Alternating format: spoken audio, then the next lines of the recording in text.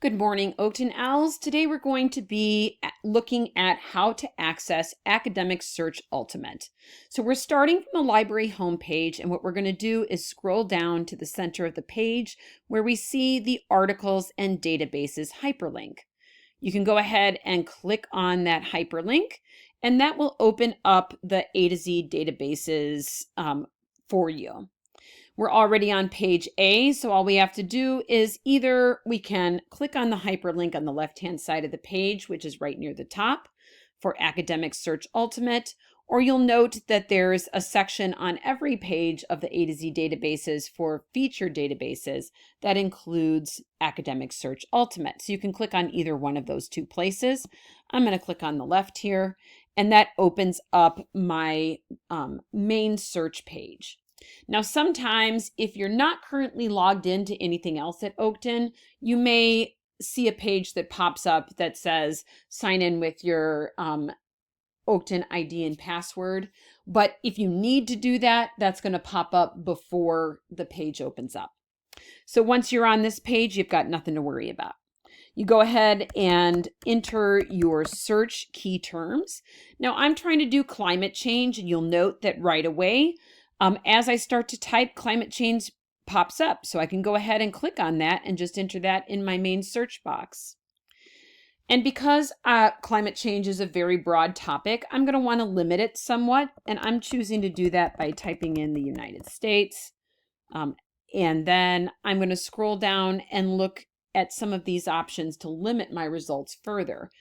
So first of all, you'll note that full text is automatically checked. And what that basically means is that every result that you get back is going to offer you the full text of the article. So you want to keep that checked. If you uncheck it, it means that you'll get some results that don't actually link you to an article, and you won't be able to use that very well. You'll have to try and find that article someplace else. So just leave full text checked and move on. Sometimes your professor wants you to select academic or scholarly or peer-reviewed articles. You can do that by checking this little box here before you even begin your search. But if you're also looking for things like magazines and news articles, video, that kind of thing, you don't need to check that. All right, then below here we have the option to set a publication date. So we're going to look at more, like generally with scientific research especially, we want to look at more recent dates. Sometimes your professor will say, I want you to look at things that happened in the last 3 years. In that case, you could click on this date range button, open that up and enter the date range that you want to work with. But I'm going to go ahead and click on past 12 months and use that as my limiters since I know that I want what's most recent. You can change publication type, document type, the language if you speak a language other than English, or if you want to, if you're getting a lot of results back in other languages and you want to limit it to just English, you can do both of those things there. Once you've select all your limiters, you're going to go ahead and scroll up to the top of the page and press search. And once those results open up, you'll note that I still have like 3,000 plus results here. So I'm going to go ahead and at this point click all filters, which opens up a sidebar for me through which I can select additional limiters. Now on this place, I can get rid of some of the limiters that I already selected if I find that my search is too narrow, like I'm not getting enough results back. Or I can scroll down and select from these different subtopics and further limit things. So I can choose which databases, which source types, subjects based on the thesaurus term, or just plain subject. I'm going to go ahead and do that. And what I'm going to do is say, okay, I'm interested in things related to El Nino. So I'm going to go ahead and apply that.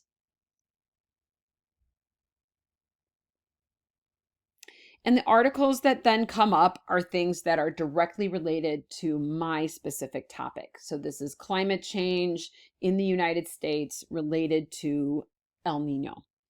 And then if I scroll down, I see I've got 79 results. So we can see that over here.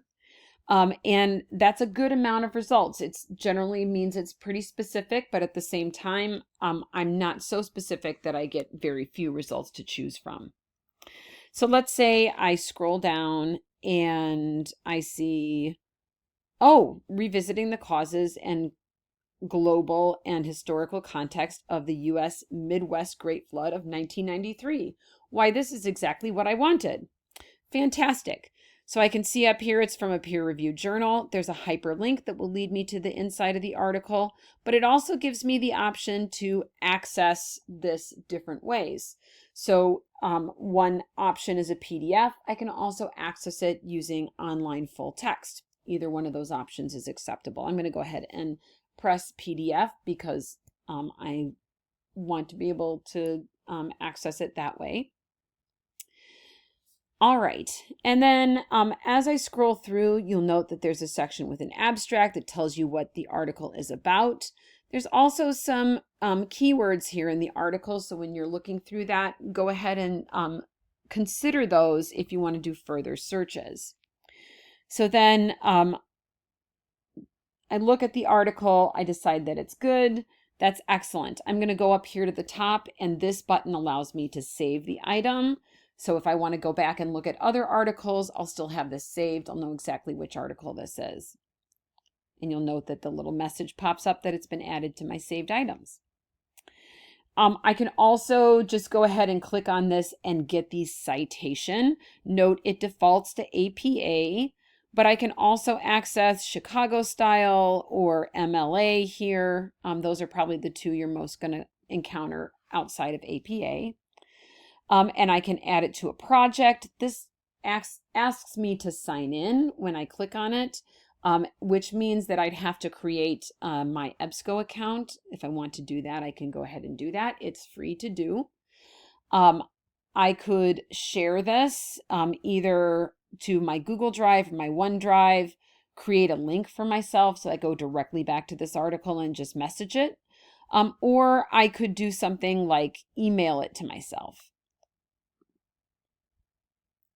I can directly download the PDF or print or look at the publication contents. And lastly, I can access accessibility support. So that's another option if I need that. So I can go back to my results using the back button. And if I find that I need help, so I can go back one more time, back to the result list. If I find that I need help, I can come over here and click on Research Tools, and that will open up help and support from EBSCO. And you'll note that there are instructions on how to do a basic search, an advanced search, apply filters to the search, etc. And then down here, I can access LibChat at any time and speak directly to an Oakton librarian, or I can do that as well under Ask a Librarian, or even search using Oakton's whole library catalog. So there's a lot of ways for me to get help and access other methods directly through this page. So you don't necessarily have to navigate back to the library website in order to access those options. Hope you found this helpful and how to access Academic Search Ultimate. Have a good day.